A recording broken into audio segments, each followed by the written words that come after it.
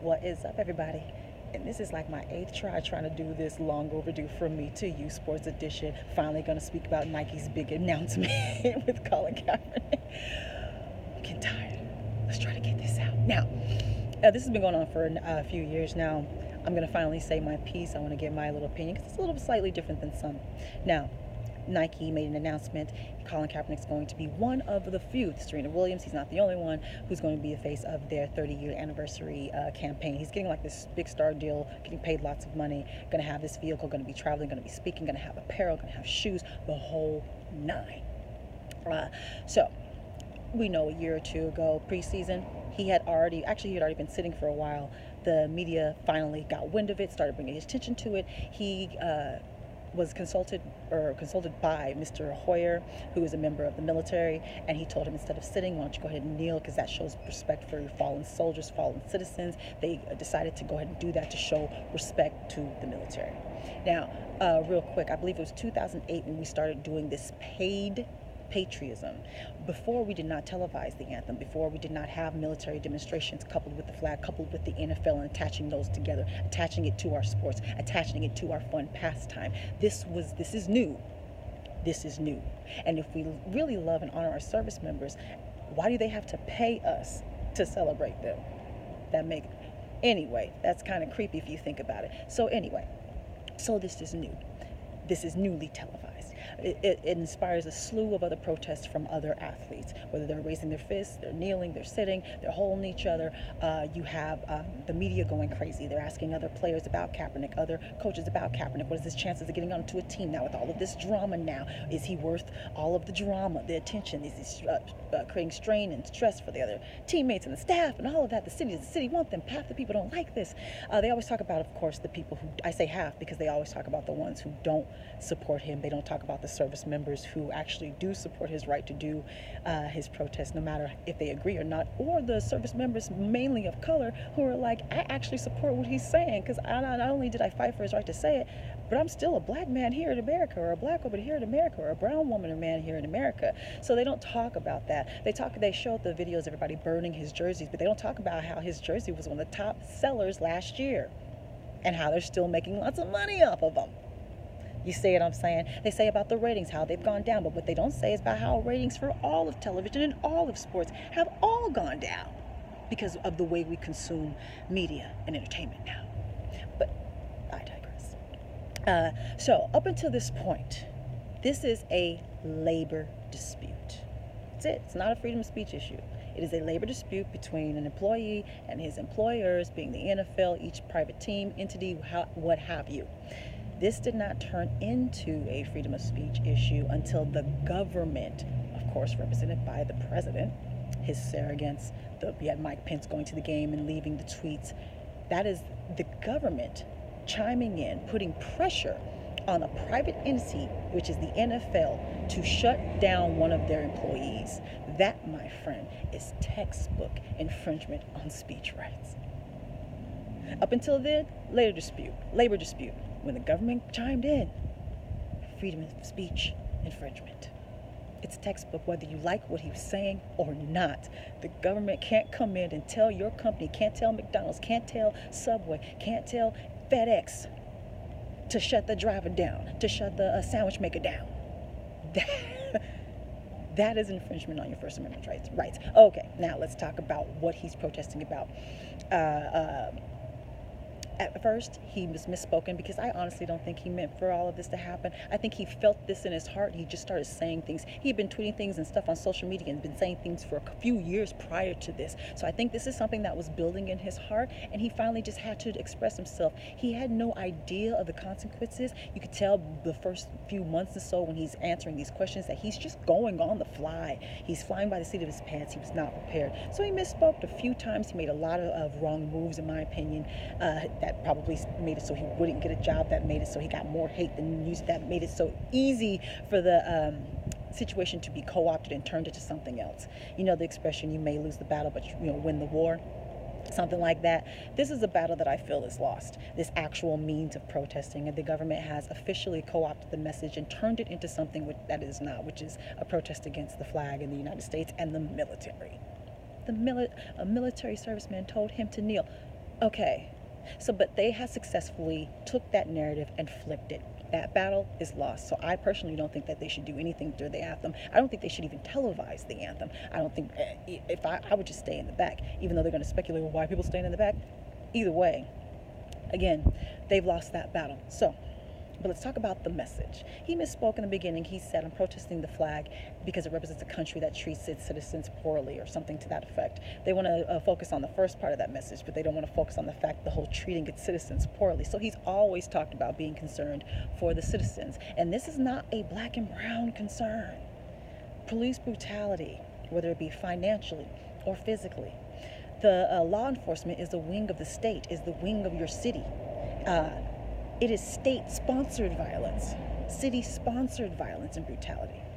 This is a concern to everyone, not just black and brown people. Societies are judged by how we treat the least of us. Trust me, it will spread.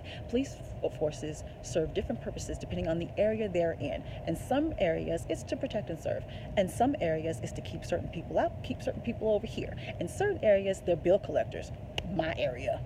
Unnecessary tickets, trickery, and all this mess, that lawsuits against I'm in Los Angeles, lawsuits against the city of Los Angeles, the city of Long Beach, for draining us of our wealth and taking advantage of us financially, okay?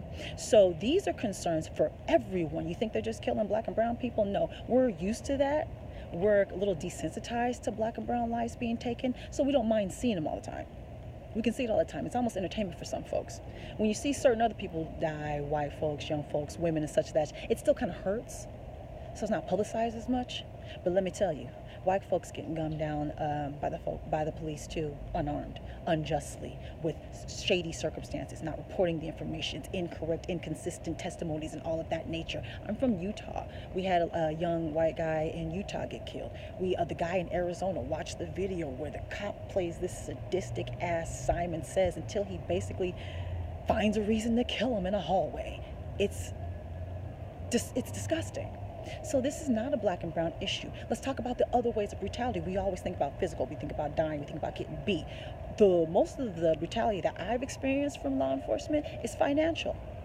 First example, when I was young, first job here working at Starbucks, I was shift lead, I was opening, I had to be there by 5 a.m, I was running for the train, I did not pay for my ticket, okay? When I got off the train from my spot, the cop pulled me over. Do you have a ticket? No, I do not. He gave me a ticket for not paying the fare. Fine. In California, you sign your ticket, and then in the mail, they give you a copy. Well, I signed my ticket, and in the mail, I got a copy of that ticket and a copy of another one for disorderly conduct. And the cop had forged my signature. And he didn't even bother to take the time to put it on top of the other one that I did sign and trace it well. It was noticeable. He just forged my signature and gave me 2 tickets instead of 1, an extra $300. They were banking on that I would just either pay it or ignore it and have it double and double, turn into some sort of warrant where I could possibly serve time, because we put people in prison for debt now, even though we're not supposed to do that. We do that now. Again, we do that. I had to take time off my job, go down to the police station. That takes money out of my pocket. Of course, he didn't show up because he forged my signature and gave me a ticket. That's financial brutality. I lived in Koreatown. I live in Long Beach where there's no parking. They do trickery things with the street sweeping and the parking. They put up signs the night before when it's supposed to be a week before. I woke up on 9 o'clock on a Sunday morning and every car on my block had been towed. Tree trimming. You legally have to put that sign up like 5 days in advance. You mean to tell me every car on the street missed that sign for 5 days? No, they put it up the moment they did that, towed every single car. It was $250 to get it out that day and a $75 ticket. You think I can afford that? You think the average person can just wake up one morning, have to go to work, and have their car be gone because the city decided they wanted to just take the cars and get money? Schemes. We got multiple lawsuits against the city of Los Angeles, multiple lawsuits against the city of Long Beach for this, and the police helped them do it. All those cars had tickets, baby.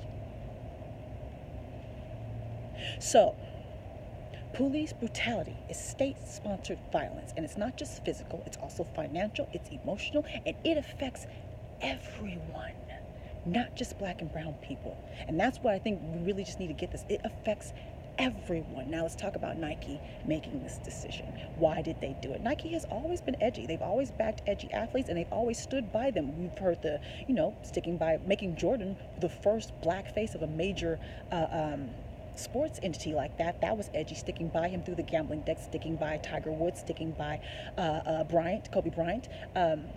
All of the way they backed the Serena systems, even just recently with the whole French Open outfit controversy. So they've always done this.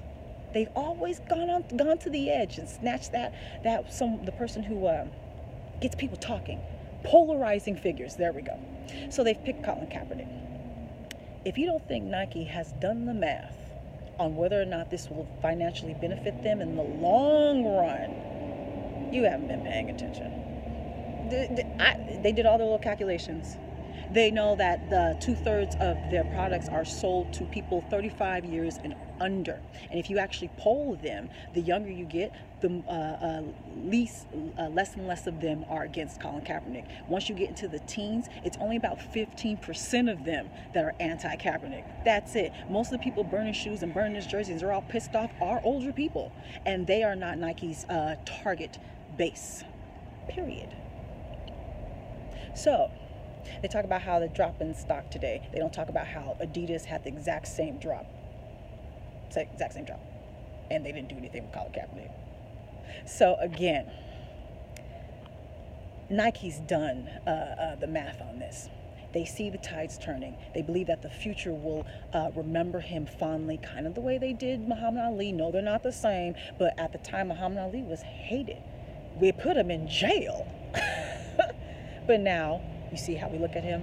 And the tides are actually already starting to turn on Kaepernick. So Nike made the right decision. And this doesn't dampen his message. Sometimes your goals align with someone who's not your familiar ally. And that's what's happened here. So I think it's a positive thing that these two goals have aligned.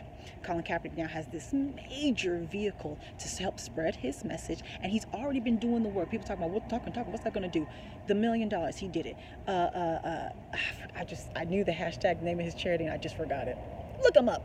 Stop saying he ain't doing nothing. Look it up. So there we go. That's my thoughts on this whole situation. Please let me know how you feel. I would like to start a dialogue. All in all, I agree with what Nike is doing. I agree with what Colin Kaepernick's actual message is, not against the flag or against America, but against state-sponsored violence. Against all of us. I can't stress enough how this is not simply just not a black and brown problem. It just isn't. I know some of y'all white folks have been taken advantage of financially by the po-po, unnecessarily ticketed, wrongfully ticketed. I know you have. We've talked about it here in my city. Financial violence can be just as brutal. You're talking to somebody who was homeless. Tell me what the cops doing to my bank account ain't violent. It is. And it's wrong. Just as wrong as getting beat down and having your life taken. This is everyone's problem. So, up until the president got involved, it was a labor dispute. Okay? It was a labor dispute. Once the government got involved, it did become a freedom of speech issue. The NFL kind of was open for this because they didn't have any policy in place, and now they're kind of working on the fly, digging themselves a deeper hole. All in all, do I think Colin Kaepernick's ever going to play again? No, I don't. I think he's going on 3 years out, and he's simply going to be out of football shape. He's not going to be able to up after this point, you know what I mean? So no, I don't think he's going to play anymore, but maybe he's accomplished something greater. Maybe he'll do something bigger and grander that'll affect way more people and give him a way bigger legacy than just being a star football player, even though I'm sure he's going to miss that dearly. And I'm sorry for that, Colin. But I'm excited for your future. And thank you. Thank you for helping us talk about something that is all of our problems. All of our problems. All right. Talk to me. Follow me on Facebook, Twitter, and Instagram. And I'm on Snapchat now. Please say something about this. And subscribe, like, talk to me. Take care. And goodbye. It took like an hour.